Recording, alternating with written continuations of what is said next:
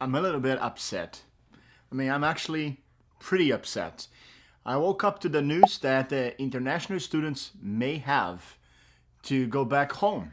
So, what is going on? First of all, yesterday, July 6, 2020, the Student and Exchange Visitor Program from the ICE announced pretty much that students who are taking a fall semester and have gone like fully online courses, they will either have to change schools or have to return back to their homes. And that to me is a problem. I'm taking it from their website. I'm going to put the link on the description down below here. But this is what they're saying in essence, okay? Non-immigrant F1 and M1 students attending schools operating entirely online may not take a full-time online course and remain in the United States. The U.S. Department of State will not issue visas to students enrolled in schools and/or programs that are fully online for the fall semester, nor will U.S. Customs and Border Protection permit these students to enter the United States. In other words, if they're flying back in the country, they're not going to be allowed in. And then it says this: active students currently in the United States enrolled in such programs must depart the country or take other measures, such as transferring to a school with in-person instruction to remain in lawful status. If not, they may face immigration consequences, including, but not limited to, the initiation of removal proceedings. In other words, they're gonna get deported.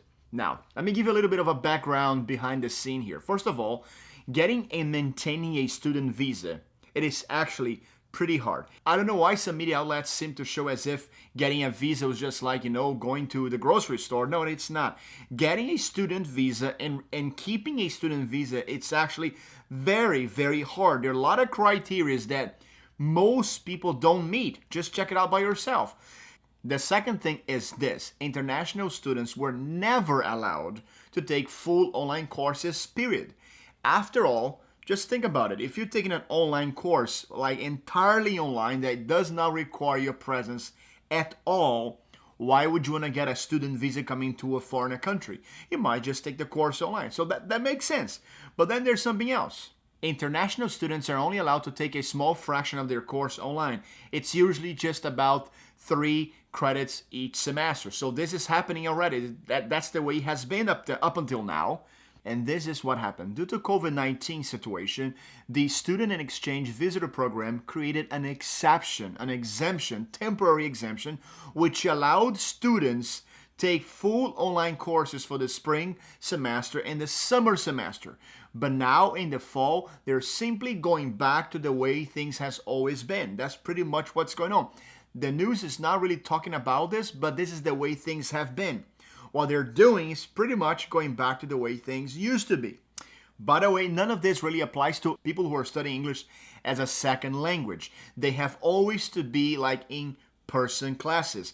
Of course, some have gone online during this pandemic for a while, but it has always been a requirement. If you're studying English, you have to be in-person classes. In other words, as far as I understand, the real change, it was the provision given for the spring and summer semesters. What is happening now, as the country is trying to reopen now, students have to go back into in-person classrooms like the way it has always been.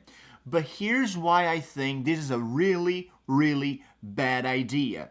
At least right now. Schools and students were totally caught by surprise with this news. It just broke out yesterday.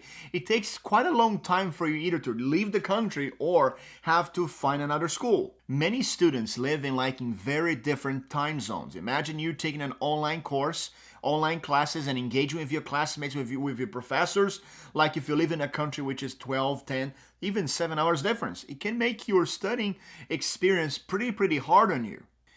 Internet speed in some countries is very, very, very slow. Even my wife took some online classes, and sometimes here, even in the US, she was like, it was a pain to be online because either the internet was slow or having some technical issues, which leads to the next point. Being the country where you're taking your classes is very helpful. If you have technical issues or something, what you can do, just pick up your phone and call them right away. My wife, that happened many times, and every time she called them, the university, they're always able and willing to pick up the phone and help her to fix whatever was going on. So being the country really helps to expedite and improve your studying experience. Many of these students have been here for quite a long time. I have personally known some people have been here for over 10 years and they've been studying. They're doing a career. They have great hopes for the future. They already have kids here, and sometimes one spouse is studying full-time, the other is taking care of the kids, and they have to figure out a way of being here, and they pay taxes, they contribute to the economy, they love this country.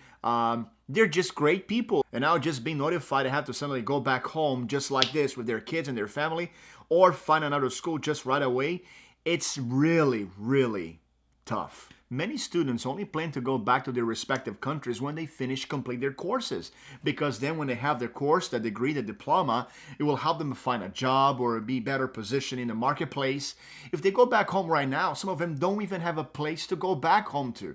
You know, their families, maybe their parents have died or grandparents, no, they don't have anybody else. They don't even have a home to go back to.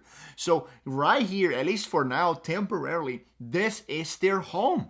Just, leaving right now just like this out of the blue, it can cause a lot of frustration and distress upon them. And here's what's going to happen if this really go into full effect. Number one, many will sadly go back to their respective countries just like this. The economy will suffer because they contribute, $50 or $80 billion every year, international students, to our economy in our country right here. It's a big help. Many students will actually stay illegally in the country. They don't want to. That's the reason why they came to the papers, they applied, they got all the hassle. It's very difficult, but they finally got their student visas. They are here doing the right thing. But then this whole thing changes right now. They're forced to go back to their countries. A lot of them just can't right now. They just can't. And they will remain illegally, or at least out of status, at least for a period of time. And this will hinder them from ever coming back and continuing their studies when this epidemic is gone.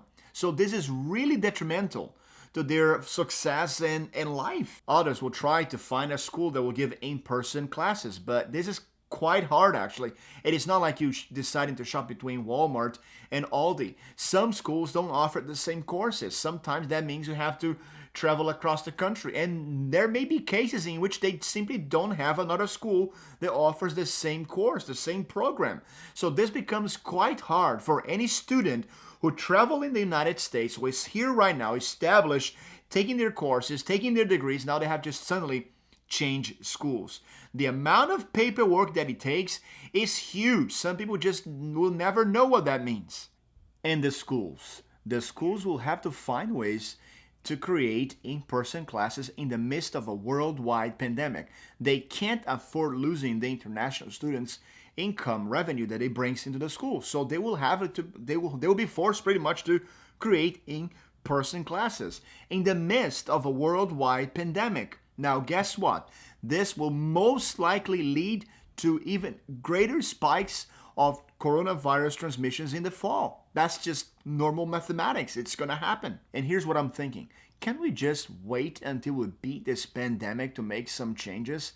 You know what? We don't know how long this is going to last. This is still kind of difficult for everyone. You, me, and everybody else. We have all been affected. The whole world has been affected. So why not be just a little more patient, a little more careful now as we're still transitioning this process, as we really want to beat this virus? Why not allow them to take the online classes right now? As long as they keep their responsibilities with the school, they get good grades, and they're showing that they're actually taking their courses seriously, why not allow them to stay here until we beat this worldwide pandemic? I just don't get it. I really don't get it. So anyways, I hope this doesn't sound like a rant, but I have a lot of people. I'm a pastor, and I know a lot of great students in my church and different places, friends.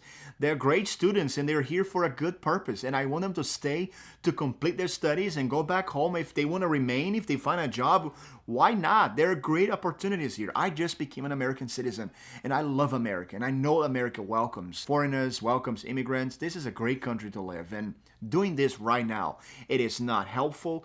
Actually, I don't think it's right. Anyways, did you find any value in this video? Please go ahead and hit the like button right there to help and subscribe to this channel. If you think that students should just go back home right now and who cares, I respect that. Put your comment down below and let me know. If you think that we should wait until we beat this pandemic, don't forget to put your comment down here below as well, as we will engage in a good conversation. I'm also putting a link to a petition down below at the description where people are signing to make sure we we ask the government, we appeal to the government to change this so we allow students to remain longer or take full online classes until this whole pandemic is gone. That's it for today, guys. I hope you're blessed. I'll see you in the next video. Until then, God bless you. Hey guys, sorry about the background noise here. I got kids. I have a 3-year-old and a 10-month-old. That's my life. I love them, and yeah, that's how we roll. God bless you.